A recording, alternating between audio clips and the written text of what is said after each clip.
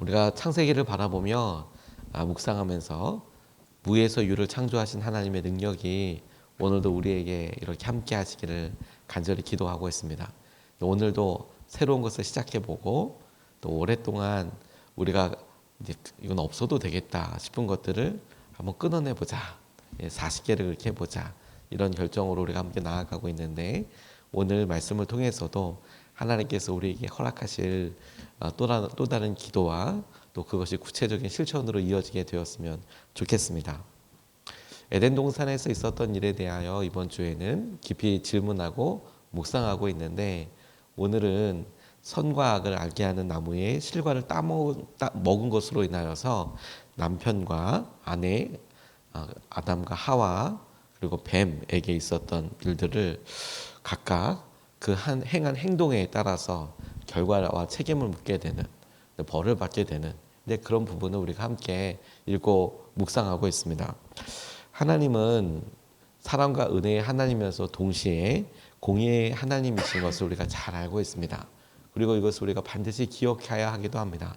사랑과 은혜의 하나님이면서도 하나님께서는 그 사랑과 모든 사람들에게 편만하게 하기 위한 당신의 사랑의 적용 나눔을 위해서 공의를 잊지 않으시는 분이고 그 공의 위에서만 사랑과 은혜는 완전해지게 되는 것을 우리가 계속해서 말씀을 통해서 보고 있습니다. 또 우리 삶을 통해서도 그렇게 경험하고 있습니다. 우리들의 한 행동에 대해서는 우리가 그 결과를 마주하게 될 날이 있게 될 텐데 우리에게 약속하신 구원과 사랑도 심판이 앞에 있는 것이 딱 그와 같은 이유입니다. 우리가 했던 행동들과 우리가 했던 여러 일들이 잊혀져 버리는 것이 아니라 하나님 앞에서 같이 그게 어떤 의미이고 그리고 하나님께서는 어떻게 생각하셨는지에 대해서 우리가 나누게 되는 날이 올 것입니다. 그것이 죄이든 아니든 그런 의미로 오늘 이 본문 말씀에서 우리에게 허락하신 은혜가 무엇이고 그 은혜가 사라져버린 현상에 대해서 그리고 하나님께서 우리에게 더하신 수고에 대해서 우리가 좀 마주하고 싶습니다. 첫 번째로 오늘 본문 말씀이 우리에게 깨닫게 하는 것은 이 아담과 하와가 받은 했던 행동들에 대해서 얻게 된 결과가 무엇이었냐. 그 벌은 값없이 누리던 은혜를 수고하여 얻는 것이었습니다. 이거 참 놀랍습니다. 은혜라 하면 값없이 받는 것인데 값없이 누리던 것을 자기가 수고해서 얻게 되는 것이 아담과 하와가 마주하게 된 현실이었다는 것입니다. 다시 여러분, 거저 어떤 은혜를 자신이 수고해야만 얻게 되는 벌을 받게 됐다고요. 16절 17절 말씀을 보면 여자에게는 이렇게 말씀하셨다. 내가 너에게 임신하는 고통을 크게 더할 것이니 없었던 것이 생기는 것이 아니고 고통을 크게 더할 것이니 너는 고통을 겪으며 자식을 낳을 것이다. 내가 남편을 지배하려고 해도 남편이 너를 다스릴 것이다. 남자에게는 이렇게 말씀하셨다. 네가 아내의 말을 듣고서 내가 너에게 먹지 말라고 한 그 나무의 열매를 먹었으니 이제 땅이 너 때문에 저주를 받을 것이다. 너는 죽는 날까지 수고를 하여야만 땅에서 나는 것을 먹을 수 있을 것이다. 이렇게 이야기하고 있습니다.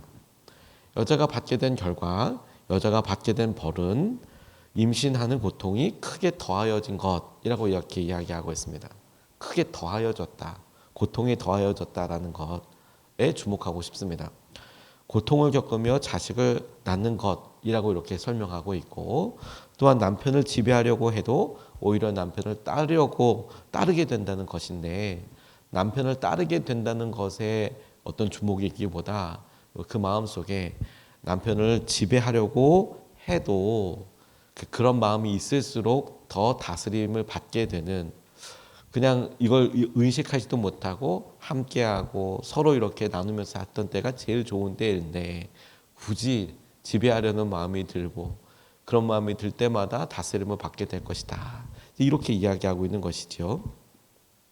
그들이 받은 벌은 또 남자는 받은 벌 역시 수고하여야만 땅에서 나는 것을 먹을 수 있게 되었다라는 점도 특별해 보입니다. 그전에는요, 여러분, 에덴 동산에서는요, 생명나무를 먹었잖아요. 나무의 실과를 그냥 먹었잖아요. 그러니까 먹을 것 걱정은 없었겠죠. 하나님께서 에덴 동산을 가꾸시고 일구시고 그리고 아담에게 이것을 돌보라고 하셨을 때 그때는 그들이 했던 여러 일들이 적어도 먹기 위한 노동은 아니었습니다. 그런데 이제 아담이 했던 이 일로 인하여서 땅이 저주를 받아 수고해야만 이걸 먹게 될 것이다. 이렇게 이야기하고 계시는 거죠. 그러니까 그들이 받은 벌은 그 전까지는 없었던 새로운 일이나 책임이 주어진 것이 아니었습니다. 그 전에 없었던 일에 대해서 이거 더 해. 혹은 이 일 때문에 이렇게 될 거야. 이런 것이 아니었고 오히려 각각 고통과 수고가 더하여진 것이라는 사실에 우리가 주목해 볼 필요가 있습니다.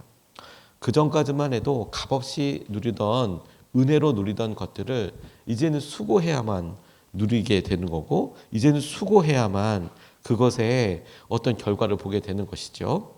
하나님께서 그냥 예비해 두신 것들 누리면서 살아갔었는데 이제는 그게 아니라 하나님께서 주신 은혜 가운데 여전히 수고를 해야 되는 그런 것이 결과였다라는 점이 너무 안타깝습니다. 요한복음 14장 18절 말씀에 보면 내가 너희를 고아와 같이 버려두지 아니하고 너희에게 오겠다. 주님께서 이렇게 말씀하셨는데 이 고아의 특징이 무엇이냐면 자신이 먹어야 될 것, 자신이 걱정하고 자신이 준비해야 하죠.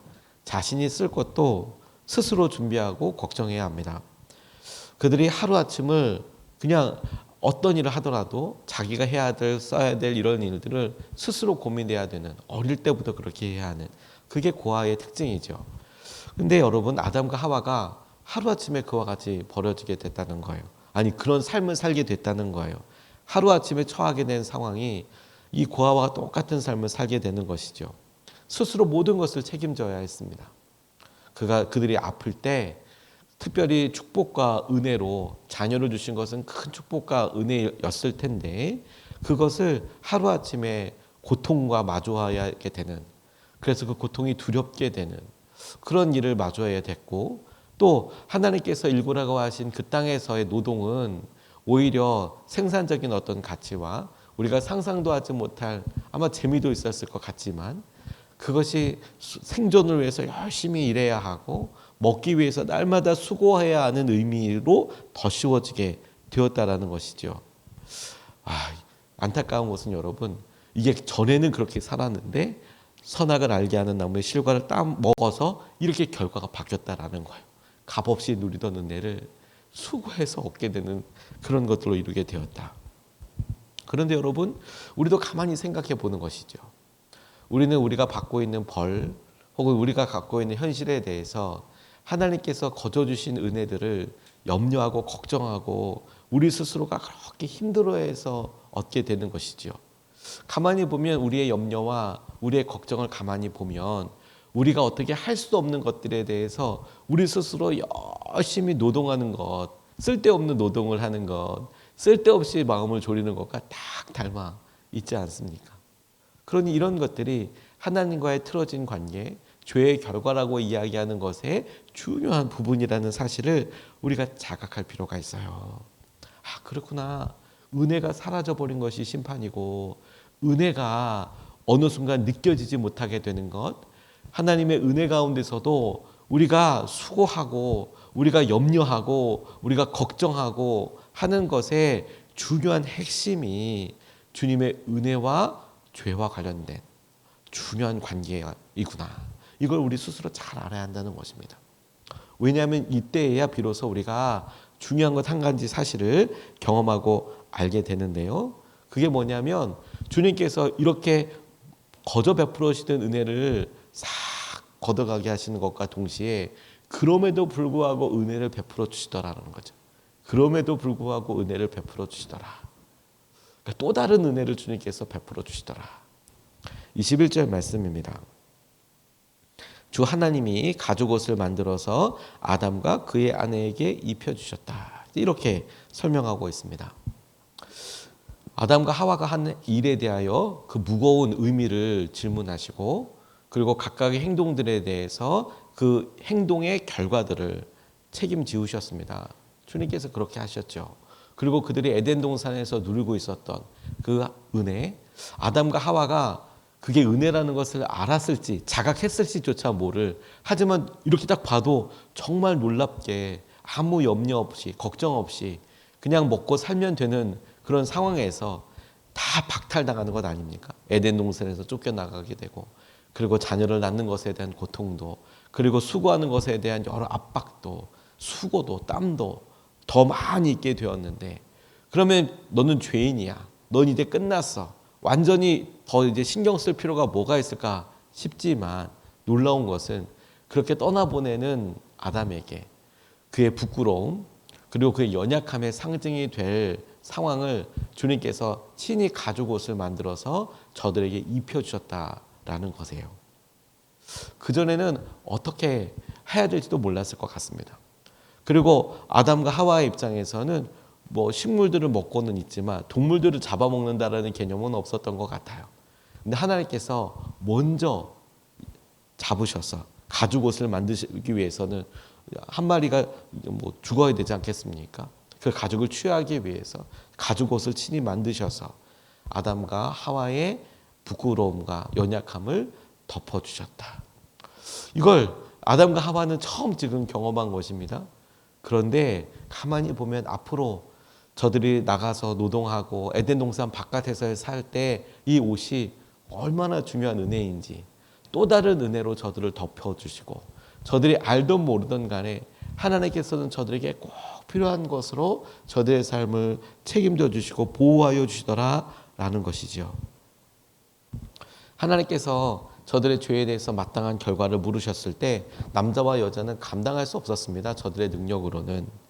그런데 하나님께서 이런 죄로 인해서 생긴 수치와 두려움조차 은혜로 덮어주시는 것에 주목해야 합니다. 우리는 죄, 그러면 은혜, 그동안 했었던 거 전부 다 박탈, 이렇게만 생각하지만 아니요. 주님은 우리가 지은 죄의 결과를 안타깝게 여기시지만 그럼에도 불구하고 연약한 우리를 끝까지 사랑하시고 주님의 또 다른 은혜와 기회를 베풀어 주시는 분이시라는 것을 알아야 한다는 거예요. 애초에 죄를 짓지 않았으면 괜찮았을 텐데 이렇게 생각하지 않으시고 그들의 연약함을 연약한 그대로 받아주셨어요. 그냥 그대로 심판하고 끝내버린 게 아니라 또 다른 세상에 있는 것이 아니라 주님께서 그들의 연약함을 보시고 그 연약함을 그대로 인정해 주시며 연약한 대로 살 수 있는 방법을 마련해 주실 뿐만 아니라 또 다른 약속을 주시죠. 이렇게 틀어져 버린 죄에 하나님과의 관계를 해결하고 완전히 회복시켜 주실 예수님을 향한 계획, 우리를 다 구속하시기 위한 하나님의 회복의 계획을 마련해 두셨죠. 그러니 단선적으로 범죄, 그러면 심판, 그리고 끝이 아니라 죄졌어, 사망, 이렇게 끝나버리는 것이 아니라 주님께서 우리의 연약함이 드러났지만 그럼에도 불구하고 우리를 향한 놀라운 은혜는 사랑으로 또 다르게 시작이 된다는 점이에요. 근데 아이러니하게도 그 자리는 공의와 심판의 자리이기도 한 것이죠. 그럼 여러분, 우리가 이런 사실을 통해서 눈이 확 열려야 되겠다고 싶어요. 은혜를 향한, 주님께서 우리를 향하신 은혜와 사랑에 대한 태도를 우리가 분명히 확신을 갖고 바라보며, 이 일로 인하여 우리가 하나님께서 원하시는 일을 하지 않으며 우리가 이미 누리고 있는 은혜를 감사하고 기뻐할 뿐만 아니라 우리가 과거에 했던 실수와 연약함들에 대해서 매여 있거나 묶여 있고 고통스러워하는 것에 머물러 있는 것이 아니라 주님이 새롭게 베푸실 가죽옷의 은혜, 연약함에도 불구하고 우리에게 허락하실 주님의 놀라운 손길에 대해서 기도하고 붙잡아야 한다는 거예요. 그것이 심판 위에, 우리의 연약함 위에 하나님께서 새롭게 부어주시는 은혜의 또 다른 창조의 은혜라고 저는 그렇게 믿습니다. 저는 하나님께로부터 멀어지기 위해서 그렇게 오히려 애쓰듯이 방황하던 적이 있었습니다. 목회자의 자녀로 자라고 교회에서 뭐 그냥 계속 자라고 그랬지만 대학을 다니고 제가 생각했던 현실과 참 많이 다르다는 생각을 하고, 그리고 현실적으로 집이 너무 가난하고 힘들어서 불평도 많아지고 차라리 그냥 내 돈을 벌고 그냥 사는 게 더 낫겠다, 이런 생각에 교만한 생각이죠. 그러면서 방황하면서 사람들이 말도 못 걸어올 만큼 참 독한 삶을 살았습니다. 그때 당시에 찍은 사진을 이렇게 봐도 지금이랑 인상도 너무 다르고 그냥 도끼만 가지고 믿을 사람도 없고 부모님이 도와주실 형편도 아니고 내가 열심히 일단 뭐든 해서 살아야 된다. 뭐 이런 느낌입니다. 지금 생각해 보면 그렇게 능력이 있었던 것 같지도 않아요. 근데 지금도 그때 생각이 가끔 날 때가 있긴 있어요. 뭔가 조금 안다는 듯이 그냥 세상과 교회에 대해서 막 젊은 치기 어린 그런 마음에 독서를 막 냈기도 하고 안 된다. 막 저희 아버지가 목회자임에도 불구하고 막 교회하고 돌아다니고 지금 보면 웃기죠. 네. 그 말을 사실 하나님께서는 다 들으셨을 거예요. 아버지이시고 어머니이기도 한 교회를 그 하나님께서 사랑하시는 당신의 피로 바꾸신 그 교회를 뭐 젊어서 어려서 아무것도 모르는 제가 막 욕하고 비난하고 비판하고 그런데 가만 생각해 보면 그때 그 모습으로 저를 벌하시지 않은 게 전 진짜 기적이라고 생각이 들어요. 야, 그때 그 모습으로 주님께서 저에게 심판하셨어도 너 그래?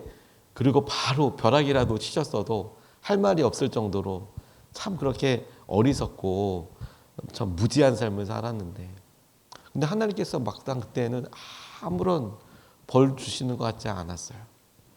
오히려 가만히 생각해 보니까 하나님께서는 저를 다시 여러 과정과 좀 긴 시간이지만 그런 과정과 시간들을 통해서 저를 목회자로 불러주시고 또 저의 어려웠던 과거를 가만히 보니까 주님께서 성도들을 이해하고 그리고 더 많은 것들을 알아볼 수 있는 깨달을 수 있는 과정으로도 삼아주시고 가만히 보니 그 과정들이 제게 있어서 드러날 때마다 참 수치스럽고 부끄럽다 어디 숨고 싶다 이런 생각이 들 정도로 참 낯뜨거운데 근데 하나님께서는 가만히 보니 그때 선을 넘지 않도록 그때 완전히 무너져 버리지 않도록 그때 그런 생각과 마음대로만 사는 것이 아니라 때로는 좋은 사람으로 때로는 알지도 못했던 사람들의 여러 보호하심으로 저를 가죽옷처럼 이렇게 은혜로 덮어주셨더라고요.